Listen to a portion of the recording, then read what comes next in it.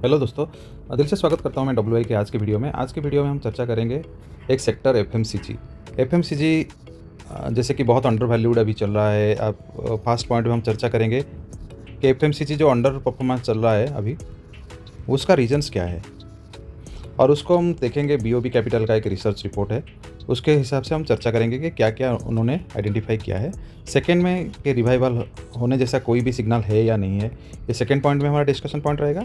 Third point में कुछ stocks, FMCG के कुछ स्टॉक्स के बारे में डिस्कस करेंगे जो इम्पोर्टेंट हो सकते हैं, और उसके फंडामेंटल और टेक्निकल चार्ट में हम डिस्कस करेंगे। तो बने रहिए मेरे साथ। जैसे कि आप देख सकते हैं यहाँ पे कंटिन्यूसली आप अगर देखेंगे एक अच्छा खासा रनअप के बाद, जैसे कि कंटिन्यूसली यहाँ से मार्च के बाद जैसे सारे सेक्टर्स में रनअप के बाद यहाँ पे सडनली जून जुलाई के टाइम पे ये अंडर परफॉर्मेंस इसका शुरू हुआ। यहाँ पे बहुत बड़ा रैली तो दिया था, यहाँ पे इस चैनल में जाके एक बहुत बड़ा रैली दिया।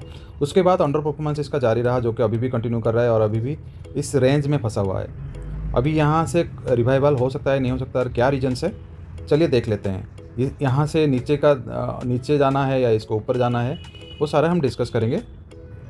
अब हम आ चुके हैं उस रिसर्च रिपोर्ट में, जिसमें हम बात करेंगे कि क्या ऐसा प्रॉब्लम था जिससे ये ऐसे अंडर परफॉर्मेंस एफएमसीजी का कंटिन्यूड है। पहला तो जो मोस्ट इंपॉर्टेंट है, वॉल्यूम ग्रोथ रिमेन सबड्यूड। जो वॉल्यूम ग्रोथ है अब वो नहीं हो रहा है, अभी ये टॉप लाइन ग्रोथ में थोड़ा प्रॉब्लम चल रहा है, ये तो पहला है। सेकेंड रीज़न ये कंपटीशन फ्रॉम रीजनल प्लेयर्स। जो हर एक रीजन में जो प्लेयर्स, छोटे स्मॉल प्लेयर्स हैं, उनके साथ हैवी कंपटीशन अभी मिल रहा है। यही बिगेस्ट रीज़न है जो यहाँ पे जो भी टॉप लाइन में आप देख रहे हैं, जो भी यहाँ पे क्वार्टर 2 में रिजल्ट में नज़र आ रहा है, वो बिकॉज ऑफ जो रीजनल प्लेयर्स है, स्मॉल प्लेयर्स है, उनके साथ कंपटीशन अभी ज़्यादा हो चुका है। और थर्ड है रूरल रिकवरी। जो भी ये कंजप्शन थीम है, इसका मेजर जो पोर्शन है वो रूरल कंजप्शन से है। रूरल और अर्बन से रूरल का कंजप्शन भी बहुत मायने रखता है। यहाँ पे अगर दो चीज़ हुआ है, एक तो हो गया स्मॉल रीजनल प्लेयर्स का यहाँ पे कंपटीशन, और सेकेंड है रूरल का जो डिमांड, जो रिकवरी है, अब ये फेल हुआ है। ये दो चीज़ें जो बहुत इंपॉर्टेंट है हर एक एफएमसीजी के मैनेजमेंट का, यही है कि यहाँ पे ये दो उनको बड़ा चैलेंज मिल रहा है। अर्बन में फ़िलहाल तो ठीक है। अब यहाँ पे ये जो तीन चीज़ें मैंने यहाँ पे डिस्कस की है, इसका रिकवरी का क्या है। अब रिकवरी में देखेंगे तो तीन यहाँ पे मेजर रीजन दिख रहा है इस रिसर्च रिपोर्ट में। इस रिसर्च रिपोर्ट में देखा जाए तो पहला तो जो इम्पोर्टेंट रिवाइवल का जो है वो क्वार्टर 2 में पॉजिटिव डिमांड सिग्नल्स मिला है Q2 में, और इसके बाद का जो क्वार्टर्स है वो पॉजिटिव नज़र आ रहा है इस रिसर्च रिपोर्ट में। आज पर दिस रिसर्च रिपोर्ट, या इसके बाद का जो क्वार्टर्स है वो एफएमसीजी के लिए अच्छा होगा।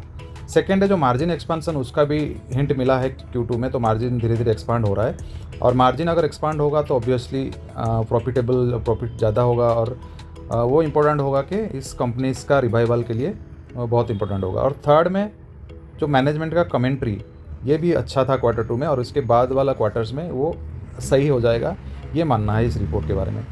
और इस रिपोर्ट में और एक चीज़ है कि इन्होंने सारे जितने भी कंपनीज है उनका टारगेट भी दिया है, और वो सारे टारगेट तो हम डिस्कस नहीं कर सकते, बट मेजर जो कंपनीज़ का तीन कंपनीज़ का हम डिस्कस करेंगे। बट यहाँ पे ब्रिटानिया, डाबर, सबका इन्होंने टारगेट दिया है। GCPL, ये गोदरेज है, ये हिंदुस्तान यूनिलीवर, यहाँ पे ITC, Marico, Nestle, Tata consumer, सारे कंपनी का यहाँ पे दिया है। बट हम सारे में नहीं जा सकते, हमारे पास टाइम का कमी है, तो यहाँ पे हम सिर्फ डाबर का चेक करेंगे, यहाँ पे ITC का चेक करेंगे, और यहाँ पे फाइनली टाटा कंज्यूमर का। ये तीन हम अपने जो रिपोर्ट में चेक करेंगे, इन तीनों के बारे में हम डिस्कस करेंगे। अगर इसी और कोई स्टॉक्स में फंसे हुए हैं या उसमें ऑलरेडी आप इन्वेस्टेड हैं, तो आप कमेंट सेक्शन में लिख सकते हैं, सो दैट हम नेक्स्ट वीडियो में उसको कवर करेंगे। तो चलते हैं, पहला जो स्टॉक हम चर्चा करेंगे वो है टाटा कंज्यूमर। यहाँ पे टाटा कंज्यूमर का आपके पास आप देख सकते हैं वीकली का टेक्निकल चार्ट है, उसके साथ इसका अर्निंग कैलेंडर भी मैंने दिया है। यहाँ पे आप देख सकते हैं ऑपरेटिंग मार्जिन 12% है, जो कि अच्छा है यहाँ पे, बट ये फिक्स्ड है। अब थोड़ा सा यहाँ पे मैनेजमेंट का कमेंट्री कि ये यहाँ पे ग्रो करेगा।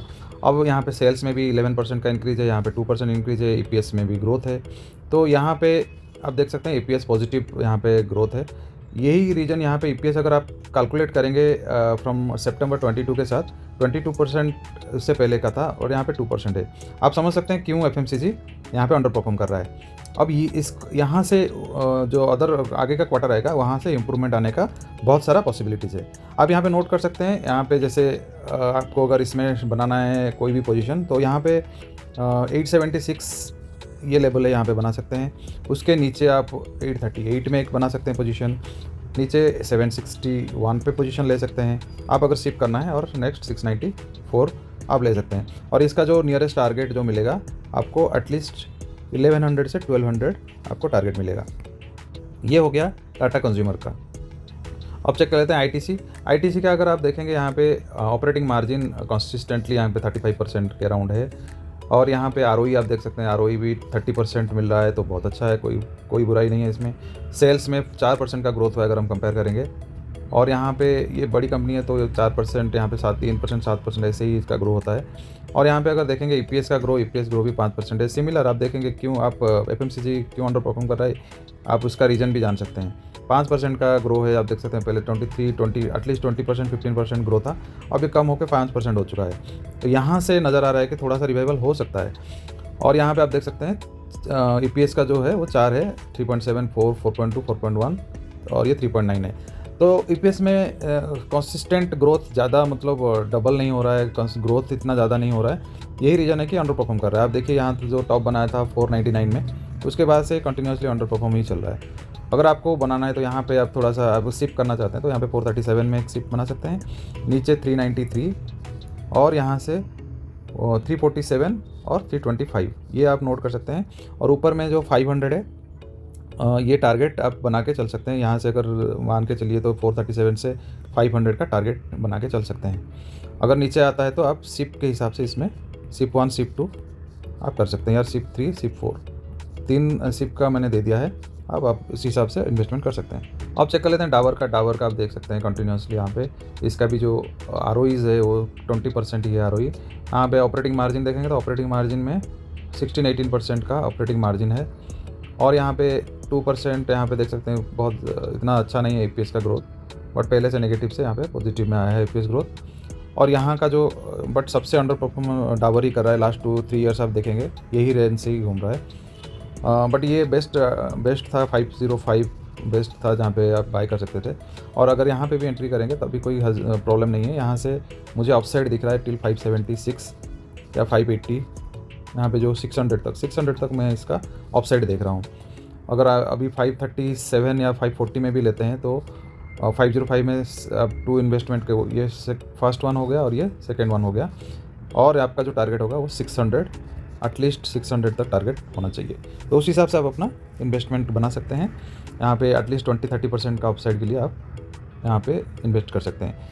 ये वीडियो कैसा लगा, मैंने 3 स्टॉक के बारे में डिस्कस किया। अगर और कुछ स्टॉक्स के बारे में आपको जानना था तो आप हम कमेंट सेक्शन में लिख सकते हैं, तो मैं इसके लिए और एक वीडियो बनाऊँगा। धन्यवाद।